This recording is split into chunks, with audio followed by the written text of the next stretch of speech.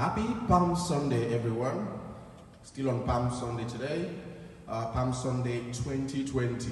Unfortunately, we're doing it at home because of the COVID-19 ravaging the whole world.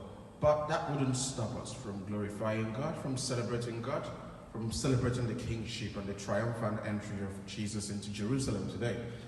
So I'm going to bring you another piece in Igbo language, a traditional one that talks about the Holy One of Israel who is in our midst.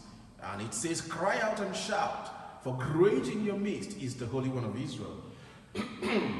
In Igbo, Kwebenu, ukwe no n'ihi na onye nọ n'etiti unu bụ nnukwu onye dị nsọ nke Israel.